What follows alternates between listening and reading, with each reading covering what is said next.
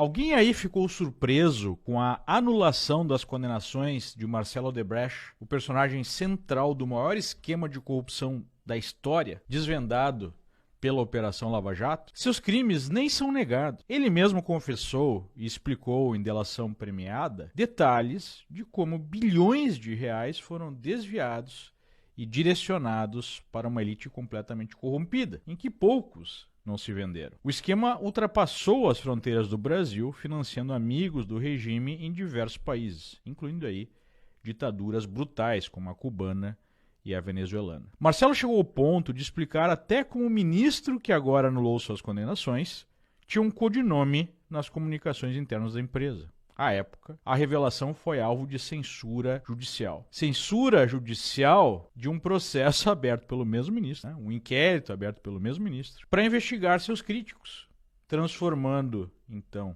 a corte, os próprios ministros, em vítima, investigador, acusador e julgador ao mesmo tempo. E agora esse ministro decidiu que o Marcelo Odebrecht devia ter suas condenações anuladas porque houve violações ao devido processo legal. Diego Escostegui, um jornalista que cobriu com profundidade a Operação Lava Jato, resumiu, abre aspas, a decisão de Toffoli que anula todos os processos da Lava Jato contra Marcelo Odebrecht é um deboche de repercussão internacional. Agride os neurônios de quem perde tempo analisando-a. Não há mais o que dizer juridicamente. Sobra apenas o escárnio.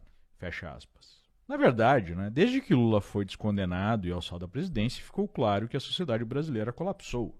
É preciso reconhecer que falhamos como país. Quanto mais cedo os brasileiros bem-intencionados reconhecerem o colapso moral, político e legal do país, maior a chance de iniciarmos um processo de refundação e reconstrução. O sistema deixou claro que está comprometido com a sua sobrevivência através da repressão.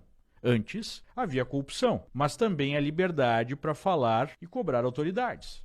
Agora, temos a corrupção associada à censura e à perseguição de quem expõe as mazelas do sistema. Ou seja, subimos aí um degrau no nível do bananismo latino-americano que nós nos encontramos. Enquanto Marcelo Odebrecht e José Dirceu têm penas anuladas, e Sérgio Cabral anda livre, leve e solto pelas ruas do Rio de Janeiro, do alto de suas penas, de mais de 400 anos de cadeia, Daniel Silveira segue preso por proferir ofensas contra ministros. Mesmo recebendo o perdão presidencial, que foi anulado. O Felipe Martins está preso há mais de 100 dias preventivamente por uma viagem que não realizou. Assim como vários manifestantes estão presos, aqueles que invadiram prédios públicos em protestos, condenados a 17 anos de detenção e julgamentos sumários, ao arrepio de qualquer resquício de devido processo legal, acusados de tentativa de golpe de Estado. Milhares de brasileiros seguem censurados,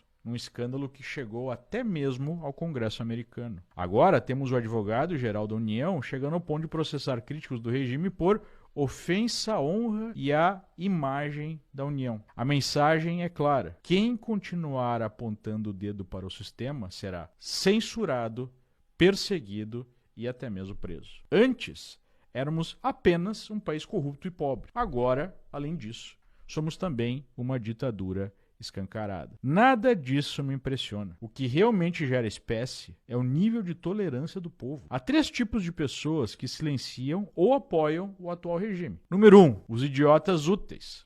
São aqueles que acreditam nas mentiras e manipulações promovidas pelo sistema, com a balela da defesa da democracia, representada pela alçada do descondenado Lula à presidência. Ou quem não acredita no combate às fake news. Foram décadas de lavagem cerebral promovida pela academia, pela cultura e pela imprensa, aparelhos da esquerda, que produziram tal degradação moral e intelectual. Número 2, nós temos também os aproveitadores. São aqueles que não têm escrúpulos e buscam apenas tirar alguma vantagem da anomia generalizada. Desde aqueles que buscam viver de bolsa sem nunca buscar um emprego, passando pelos servidores cuja principal tarefa é buscar atalhos para trabalhar o mínimo possível, com a maior remuneração possível, até altos empresários e autoridades que não cumprem suas funções. Apenas buscam desviar recursos de todas as formas, sem esquecer dos ladrões comuns, que estão em busca das cervejinhas aí nas ruas. E número 3, nós temos os omissos, pessoas que não buscam se beneficiar com o arranjo todo, mas não querem confusão. baixam a cabeça e fecham os olhos para tocar a sua vida, torcendo para que o sistema não atravesse seu caminho em algum momento. Martin Luther King falava que o problema do mundo não residia primordialmente na ação dos maus, mas no silêncio dos bons. Do outro lado dessa luta, temos milhões de brasileiros honestos, tanto na iniciativa privada quanto no setor público, que buscam fazer o que podem para mudar o deplorável estado das coisas. É nesse grupo que reside a possibilidade de dias melhores. É um processo que iniciou em 2013. Parte da sociedade brasileira acordou e, por algum tempo, parecia que o Brasil caminhava para uma refundação, passando pela prisão e afastamento da vida pública dos piores corruptos e de um projeto totalitário de poder. Infelizmente, não foi o caso. O sistema se reorganizou para retomar o controle da situação, protegendo os seus e iniciando uma perseguição contra os dissidentes. O projeto totalitário está sendo implementado de forma acelerada. O único lado positivo dessa história toda é que a situação não pode ser mais clara do que essa. Não dá para alegar, ignorância, dado aí o tamanho das provas, das evidências de tudo o que está acontecendo. Como afirmava Alexander Solzhenitsyn, nós sabemos que eles estão mentindo.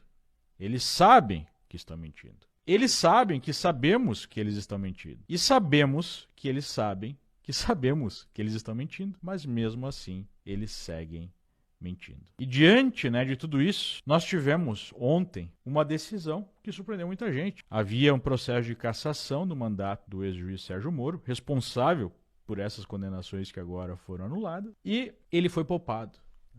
Ele foi poupado, ele não foi cassado, um voto unânime. E aí ele foi para a televisão. Esperaríamos que ele falasse alguma coisa em relação à anulação dessas condenações, afinal de contas, ele foi o juiz que deu a sentença inicial. Ele foi considerado por muitos brasileiros como um símbolo dessa reconstrução, dessa esperança de um Brasil melhor. E aí ele foi para a justiça para basicamente agradecer por ter salvo o seu mandato e disse o seguinte: temos que nos orgulhar do nosso judiciário. O Fernão Lara Mesquita disse extra, Moro se salva, mas não sobra quase nada do original. Na verdade, o original é esse aí. Ele nos enganou por algum tempo.